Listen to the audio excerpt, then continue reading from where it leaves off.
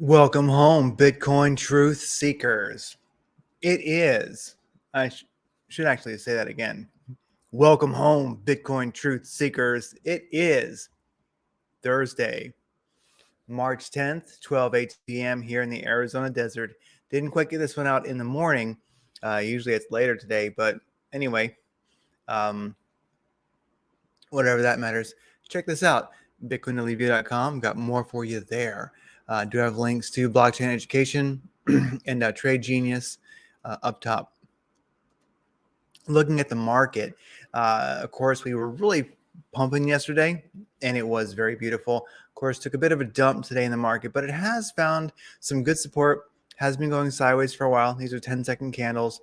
You can see these big buys, these big sells came in, pushed it, pulled it down. Definitely some big buys came in to kind of stabilize it. I'm watching the buys and sells come and go. And in general, it's just sideways. It's pretty much ranging. We'll take a look at that a little bit later. But 10-second candles going all the way back to quite a while.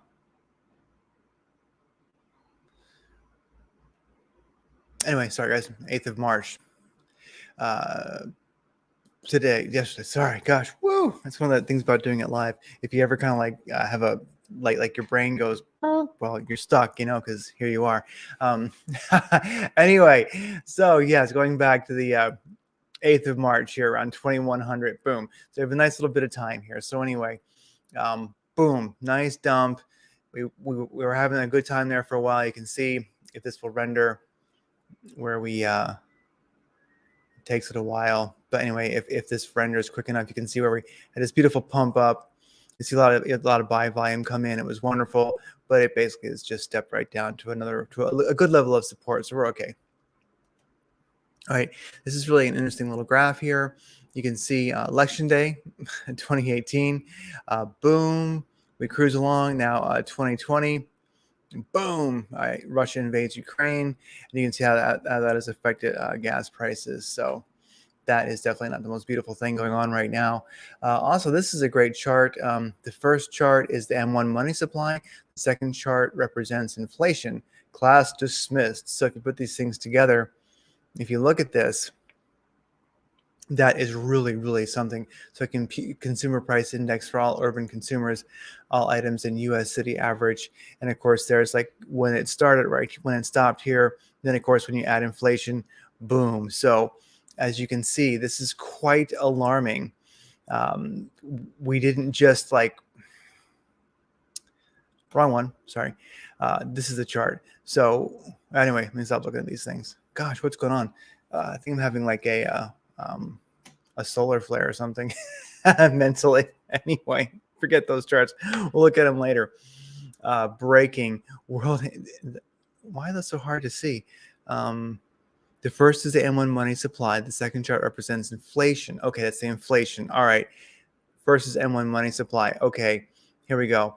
I believe this is extrapolated what they did is. So I think they stopped at the end of 2020 actually making this, but then this actually just extrapolates. This is like their best guess at it. So as you can see, we just continue printing the crap out of money. So anyway, there you go.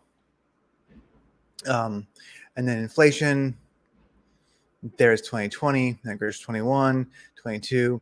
As you can see, inflation just basically, it's not stopping. So anyway, with that said, we'll go back to this. Breaking World Economic Forum freezes all relations with Russia, bans Putin from Davos. I thought they were trying to hurt Russia.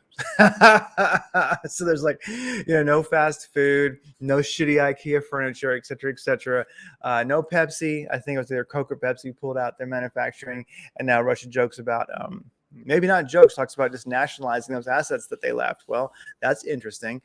So anyway, to translate the Dark Lord here and actually to show him in his true form, what he meant by this is, I will eat Putin's man flesh. Anyway, Republicans just agreed to spend $14 billion to defend Ukraine's border. They refused $4 billion to defend ours. The whole point of this is Mitch McConnell, or as Salty Cracker calls him, Bitch McConnell. Could you get a facelift? I mean, you're a public figure. And look at that. Just it's repulsive. Just get a little tuck. Just get a few pounds of that flab. Just kind of like, I don't know, whatever. Just do something about yourself, Mitch. You look like hell. Anyway, DuckDuckGo CEO announces Google-style censorship scheme of content deemed Russian disinformation. Well, screw DuckDuckGo. You lame piece of crap. You look like a weak man to me, and actually, you just proved it. Why don't you go start like Snopes 2 or something? Anyway, I wanted to mention the Weltschmerz. This is a German word, and a lot of people are feeling it lately. So what Weltschmerz, by the definition here, is sadness over the evils of the world, especially an expression of romantic pessimism. So really, it's a German word, and it basically is something. It's where you feel the heaviness of the world's suffering. You feel it. So we've been through 2 difficult years. And now we have, NATO trying to push war with Russia. Yesterday was the day before, Poland sort of really did a good job on NATO with sending the jets. They were getting pressured to send jets into the Ukraine. And they said, sure, we will send some old MiG pieces of junk we got over to the U.S. base in Germany, and you guys can launch them from there with your NATO pilots. We're not doing it. So anyway, the administration was very happy to say, Poland is going to send some MiGs, into the Ukraine airspace and get them instantly shot down, then followed by being nuked, probably. And it didn't happen. It made a joke out of NATO and basically our benevolent leader. So anyway, Weltschmerz, you're probably feeling it. So I just want to mention, I know this is Bitcoin Daily View. I know this is like, this is Bitcoin, the Bitcoin Daily View. We're looking at Bitcoin in the market and things that affect it. But really, if you kind of feel like crap, if things are bugging you, we've been through 2 years of hell, and now we have, NATO trying to start World War III. And that can be somewhat concerning to the thinking person, especially people who have kids and things like that and would like there to be a future for this world. So if you feel in the Weltschmerz, just know that it exists, and hopefully cooler heads will prevail, and somehow good tends to win. So if you're feeling the heaviness, just know that you ain't alone. A lot of people are feeling it, and the Germans, being a rather warlike, loving, drinking, heavy meat eating crew who knows a lot about war because, well, we know their history, right? They know, and they even made a word for it, the Weltschmerz, the world pain. You're feeling it, the world pain. If there actually should be like there's kind of a fear and greed index for Bitcoin, there should be a Weltschmerz index that kind of gives you like the world pain number for the moment. It would probably be pretty high right now because, well, globalists, man flesh. Anyway, so this is an amazing video.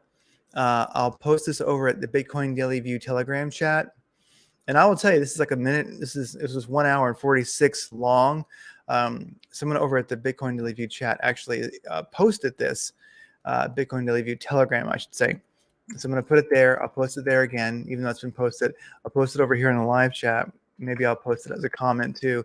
To this video. But if you care, if you want to really deep dive into Ukraine and the current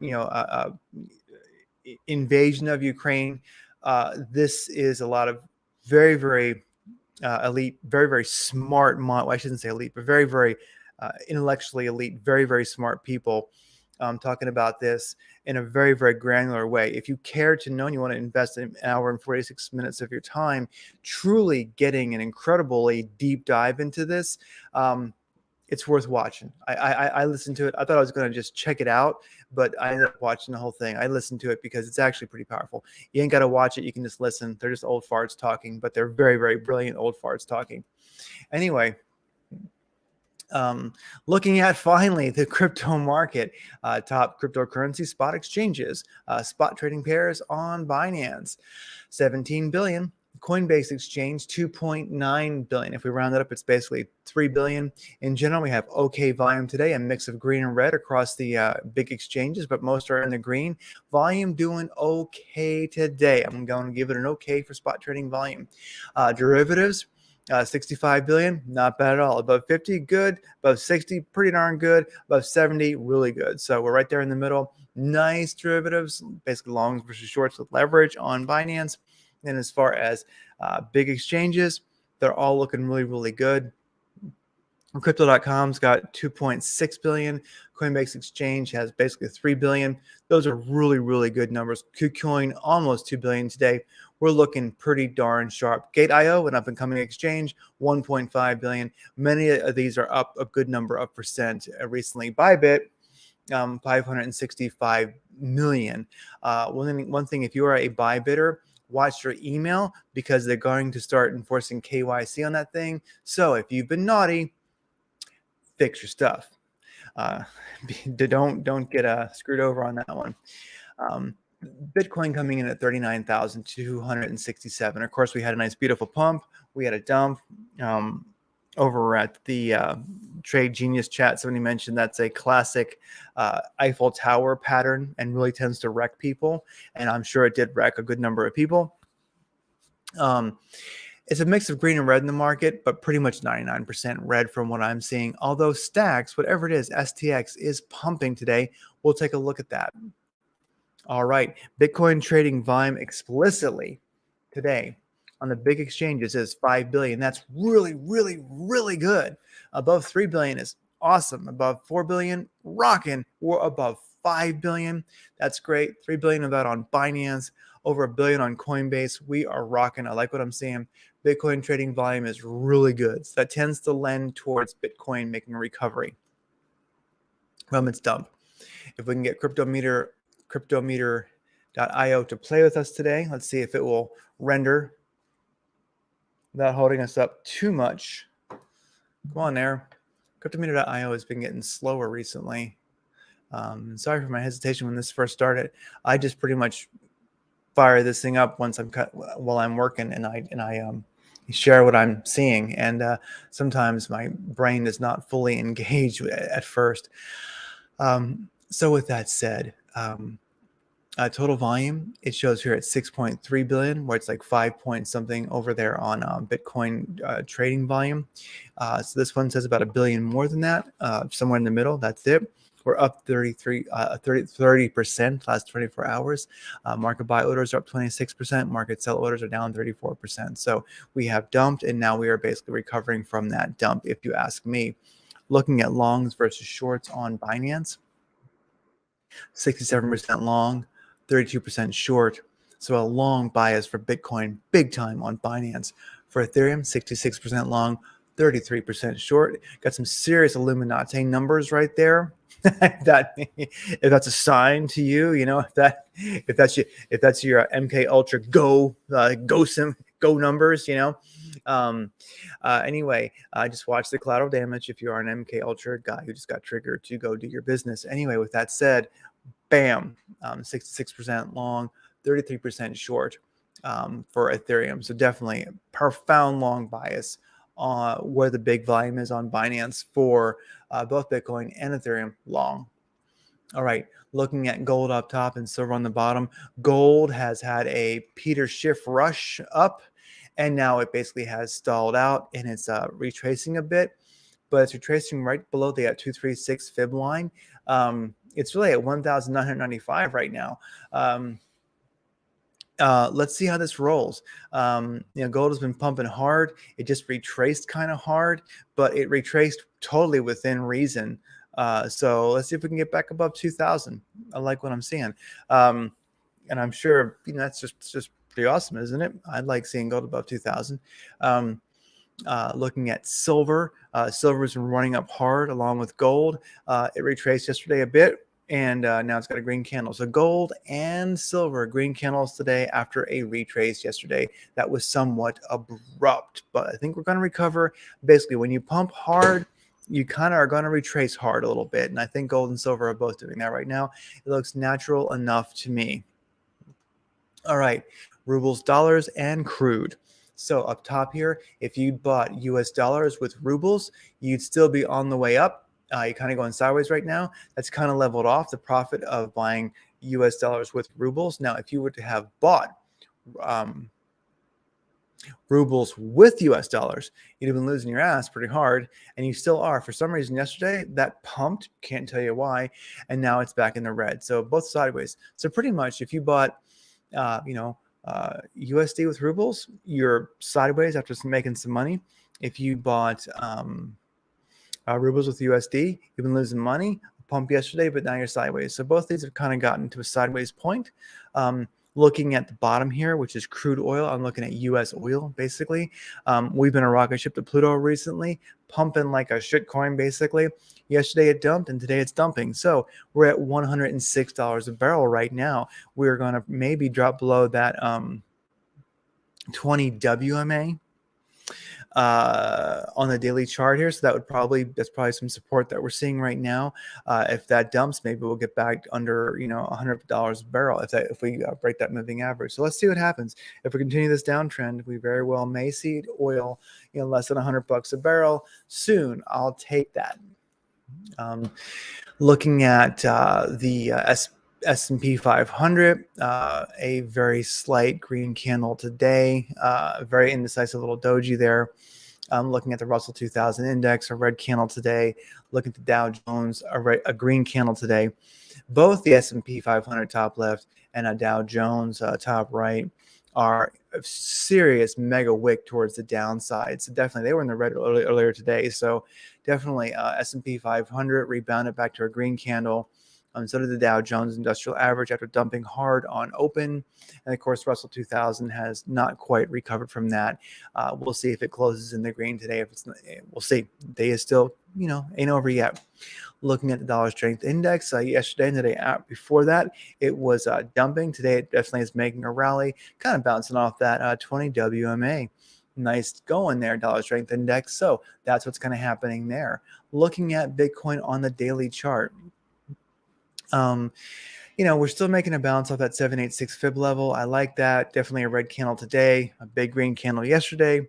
If we do look, the big news about the daily chart is that we did have briefly a positive MACD cross, but we lost it. So kind of sucks. If Bitcoin can continue on its upwards trajectory now after kind of retracing hard, definitely we're very close. We could get that positive MACD back on the daily. That would be bullish, in my opinion.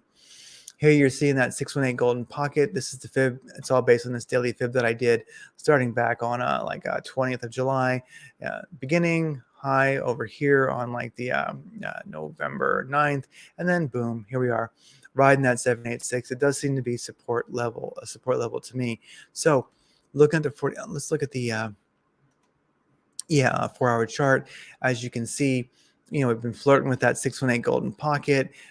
We almost got back in it yesterday, but we did not hold it. Anyways, so these indicators do show that maybe it's time on the 4-hour chart. I think we have definitely given enough back, which is pretty much all that we get. So if you look at this, it's kind of funny. Some call it an Eiffel Tower pattern, which I guess this larger one could have been too, but this happened much quicker. This is a 45-minute chart. So as you can see, you kind of do have your Eiffel Tower shape there, and definitely these kind of quick moves like that are just wreckage for a lot of people. Anyways, looking at this though, what I like, here's the thing. Okay, so we'll just look at the 45. Dang it, sorry about that, guys. Look at the 45-minute chart. So before we had that pump yesterday, we were ranging right in here. I call this kind of like a whale range. This is a game that these guys here are playing, the whales, who are doing the big dollar trades. A lot of this is automated, but you can see trades being put in there by hand now and then because the numbers don't match in general. So mostly like 100,000 to 200,000. A lot of that is automated trading by big financial houses. When you start seeing these like $1 million drops, buys and sells, that's usually something done by hand. So definitely we had we dumped, but we are sideways. And as you can see, now we're back in this range. And if you watch, you see a lot fewer when you get in a sideways range like this. You see the occasional million, 2 million, dollar buy and sell. But in general, you're not seeing a lot of turbulence here. This is your this is your wrecked longs and shorts right here. And you're not really quite seeing a lot of wrecked longs and shorts really. So in general, this is like where the whales love to play. They're just buying and selling, and they're using some leverage, and they're not usually losing. That's just my opinion. But here you can kind of see the range that they play. This is a larger chart than that one that we're seeing a longer time frame here in the 45-minute. But as you can see, here's the middle of the gray zone. Of course, the red here is where they're gonna do their shorts or sell, and the green here, the bottom, is where they're gonna buy. So as you can see, they just sit there. They love it. The whales love these patterns. It works for them. It's a great range. Yesterday we exploded. Boom. Booked a 200 to 314 moving average. Got a blue diamond merit badge. I like that. But unfortunately, we could not keep it, and we retraced like crazy. And that's fine. If you look at it, we're right back in that range, or the top of the range. Most likely, we're either going to see a continued uptrend if we can break this 200 moving average, which is right here.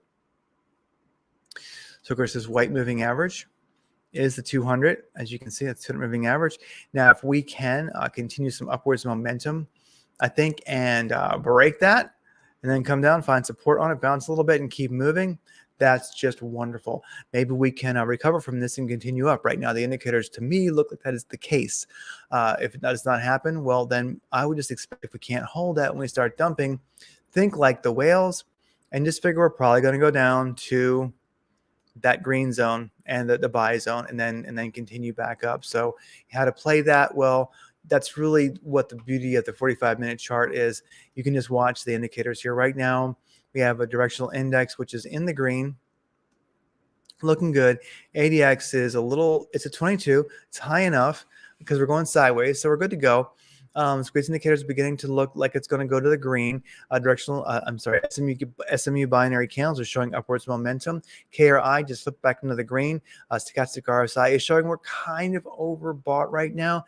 May have to retrace a little bit before we continue up, but Bitcoin doesn't play by any rules. Really, it'll do what it wants.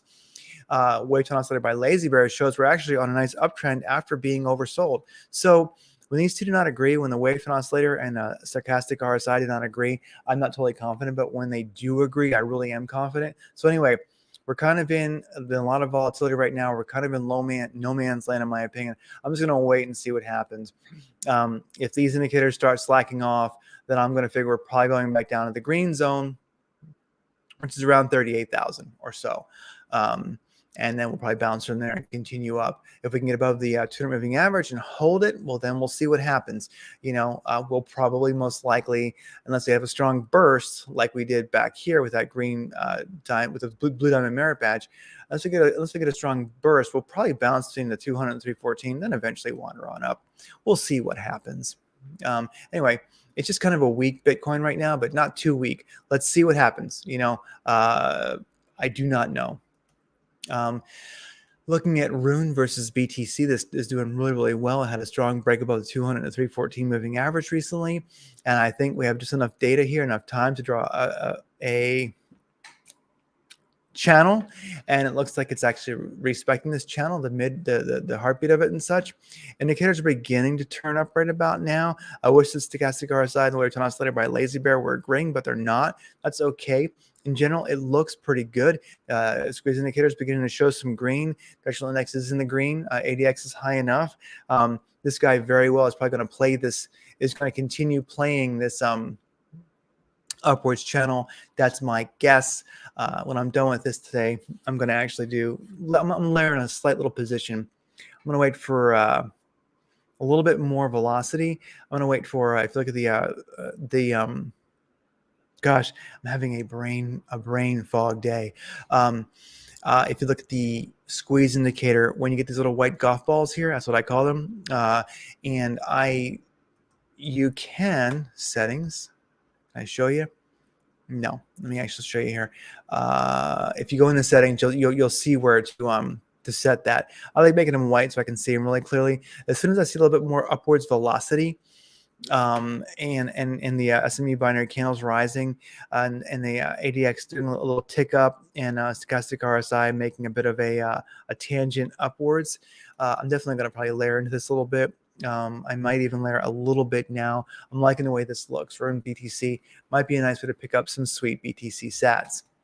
Perp BTC, whatever that is, I don't know, but it's one of the top 100, I do think. So we had recently this burst above the 200 moving average, but we only wicked above the, actually, we had a nice burst, but we only wicked above the 200 and the 314, and now we're going sideways. I'm watching this guy because in general, these indicators are setting up for, let's watch this one. It's either going to just basically get rejected, like it couldn't make it to that 200, and you just forget about it. You're not gonna, it's not gonna happen this time. But if we can get a break above and support, this is one to watch. I like it because perp BTC is, like I say, it's the kind of chart, it's kind of a trade I really like, because as you can see, it's been dang it, stop that. As you can see, it has been giving it back for a while. And so when you get these are beautiful trades to me, because when you've been like, look at that. I mean, it's just been giving it back, giving it back, giving it back, and giving it back, So, but definitely it has the potential to run. So things tend to do what they've done. So I'm watching this guy for a little bit of bang, a little bit of action. It's broken before and not really made too much of a run. So we'll keep an eye on it. But I'm watching this one, closely. And if we see strong enough indicators, like there's a possibility that, perp BTC could start being a player. I'm always watching a bunch, always watching a bunch of stuff. This is one to watch. I think I'll stop refreshing. I'll stop fixing it. I'll fix it later. Here's one, STX versus BTC. This thing ran like crazy today, straight up, broke to 200 and 314, blew up a merit badge, wicked way up there. This thing's looking good, but it's retracing really, really hard. It's coming back to the moving 8 average. It's kind of getting in the 618 pocket right now. This is a 45-minute chart. It's still looking pretty strong. I think this might be where it turns around. Sometimes when these things burst like this, they just go right back to zero. They give it all back. But let's watch this one. Let's go to a 15-minute chart. And look at that. Let's see if we can find traction here in the 618 golden pocket. Looking at these indicators, this could be a place where it turns up. Let's watch. The stochastic RSI shows definitely it's time to do so. So let's watch this one. STX versus BTC could be a good play. One of the reasons why I like STX versus BTC is I think you can play it on Binance, KuCoin. I like that. That's nice. Store J. I've always liked this project, and it made a move today. You're going to see a lot of alts doing this right now. If Bitcoin can just, honestly, if Bitcoin here on the 45-minute chart can just stay sideways, even in this range below the 200 moving average, that would work. If it can just get above that 200 moving average and find support and stay there for 12 hours, 24 hours, you're really going to see more alts doing this, okay? So Storage A, explosion, far-reaching wicks, retracing, giving it all back, is probably not going to hold at that 618 level here on the 45-minute chart. And maybe this one's not even going to be a player. Who knows why it pumps? But, I'm going to watch this one. Storage A is a legit project. I like it. Kind of a blockchain storage, basically. So let's watch this one. Maybe it will hold that 618 pocket and start moving up. These indicators are not completely bad. Stochastic RSI shows maybe it's time to move back up here in the 15-minute chart. So let's watch this one. Definitely you're going to see a lot of alts doing kind of what Ruin is doing. They're going to continue up, looking good against Bitcoin. This one is really looking good. Ruin is perp, which yeah, screw it. It's I'll fix that chart later. It's gone south. Perp is pretty cool looking, but really looking at this guy here, STX versus BTC, you're seeing a lot of these massive bursts, and it's all a matter of will they find a good spot to bounce and continue up. Storage A doing the same thing. ETC versus BTC. I'm just mentioning this one because one of my scanners caught it. It's had like on the 45-minute chart here a gradual uptrend, but look at this crazy wick, bam, broke the 200 moving average, and then it went sideways. Indicators are not too incredible, but just because of that perkiness, I'm gonna watch this thing because sometimes charts like see this wick there, this wick there, Then I have this crazy wick here. Sometimes those long wicks tell you which way something wants to go. That's just my way of seeing it. So let's just I'm gonna keep an eye on Etsy versus BTC, just for fun, really. I think Etsy is kind of a nowhere project. I don't know why it's even, pumping. I don't know what it offers the world. It's Ethereum Classic. If anyone is an ETC fan and can tell me what efficacy it actually has in the world, let me know, because sure, why not? Anyway, everybody, I'm sorry this was so long. I try to keep it short, but, well, a little bit of brain fog today, and I wanted to cover some odd things. So the market's a little bit boring right now. I think BTC, if it continues to recover, we're going to see a lot of alts making a lot of powerful moves. Let's catch those. There is money to be made. I myself, personally, not financial advice by golly, but I'm going to start layering in a slight position into Rune because I think it's going to continue up. Worst case, Bitcoin pumps and this thing gets ass hammered and it's all over. Anyway, I'll have a tight stop. So with that said, remember, every Bitcoin Satoshi you own, this guy doesn't get to eat man flesh, and the globalists have a bad day. And right now, we seriously need the globalists to have a bad day. So keep betting on a positive sci-fi future for humanity, something beautiful. And just remember, every Bitcoin Satoshi you own makes, a globalist cry. It screws up their plans. And we seriously have got to screw their plans up right now. So keep stacking sats, chilling, and making the world a better place. Kick that stool out from under the globalists.